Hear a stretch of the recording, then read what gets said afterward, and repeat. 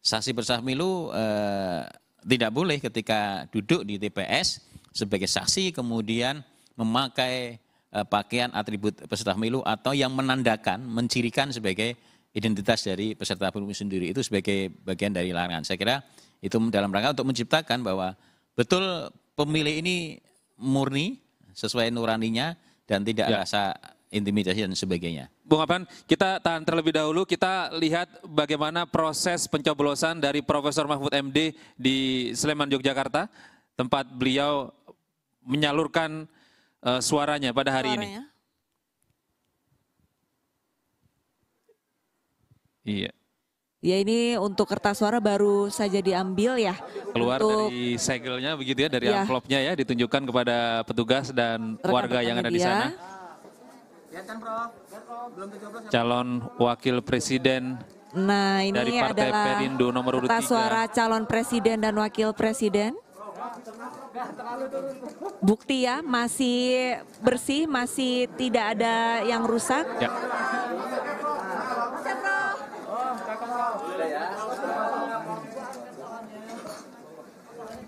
Ini hanya calon wakil presiden yang boleh begini. Kalau masyarakat umum nggak perlu. Nggak perlu ya, langsung aja ya Bu. Karena ini ada kebutuhan untuk apa namanya ya, publik ya. Betul. Iya, ini rupanya Prof. Mahfud MD merupakan orang pertama mungkin ya yang ada di TPS memberikan suaranya di Sleman, Yogyakarta ini. Kira-kira coblos nomor berapa ya, Prof. Mahfud? Pakai ditanya Arlisa. Oh, ini Ibu sama juga melakukan. Iya. Bukti belum bahwa dicoblos.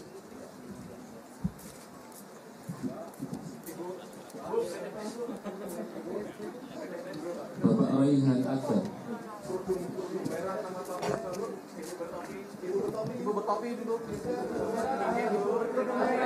Ya pemirsa, di layar televisi Anda di sebelah kiri, ini merupakan kondisi terkini di kediaman Ganjar Pranowo. Kami mendapatkan informasi bahwa Pak Ganjar ini sedang menuju ke lokasi TPS Ya, Gede. tempat pemungutan suara di Semarang, Jawa Tengah. Di Semarang, Jawa Tengah. Rupanya ini mungkin agak jauh lokasi tempat pemungutan suaranya. Jadi, sehingga Pak Ganjar harus naik kendaraan, naik mobil. Kalau Prof. Mahfud MD tadi jalan kaki seperti jalan kaki bersama keluarga. Rupanya cukup dekat mungkin ya. TPS nomor 106 Padukuhan. Tadi nah sementara itu di sebelah kiri ini ada calon wakil presiden nomor urut Mas 1, Muhaimin Iskandar juga serta istri memberikan suaranya di TPS, sebelumnya berfoto bersama.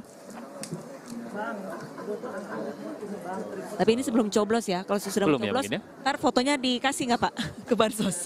Enggak ya? Kalau sudah pasti kelihatan tinta. Ini kayaknya yang ditunjukkan ini surat undangan ini. Surat undangannya ya? Surat undangannya ya, oke.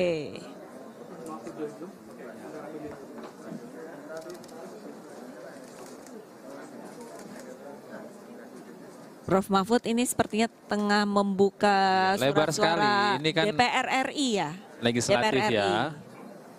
Ini yang seringkali menyulitkan di bilik suara yang cukup sempit dengan kertas yang cukup sangat lebar dan pilihannya juga sangat banyak. Bisa membingungkan bagi beberapa orang. Ini ada keluhan juga dari warga masyarakat kemarin yang kebingungan untuk mencoblos. Karena kertasnya terlalu lebar. Betul. Kertasnya juga terlalu lebar. Tapi semoga saja itu bukan menjadi halangan. Dan bukan menjadi alasan mereka untuk tidak menggunakan hak pilih mereka sendiri pada hari ini, Gede.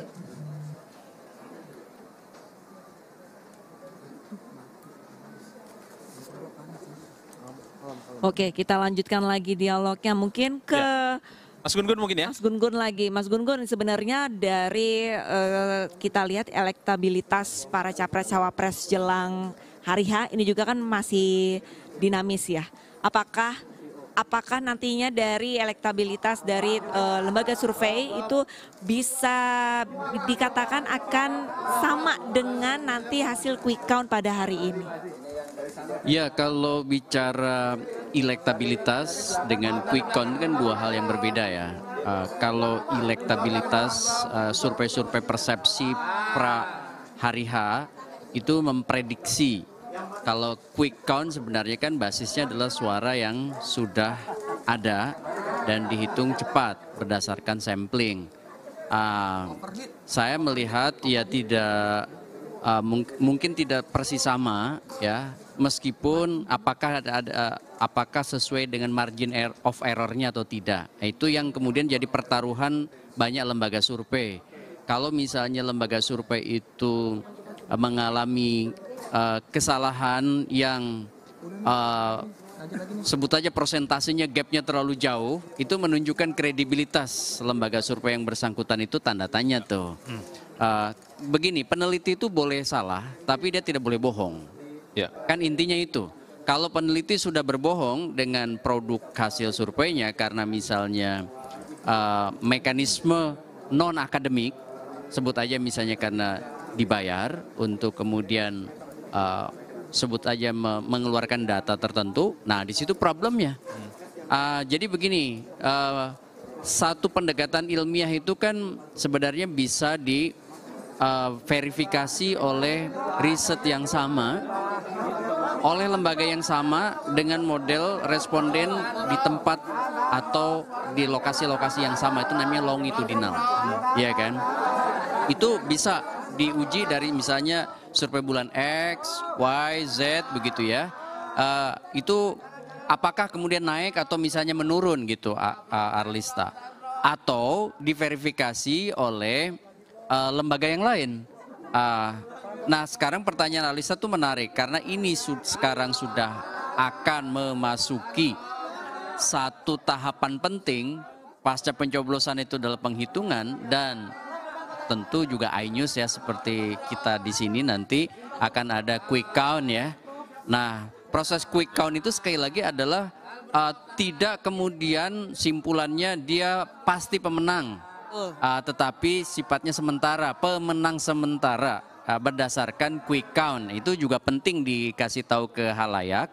Kenapa? Karena nanti pemenang yang definitif itu sumbernya adalah lembaga otoritatif yaitu KPU.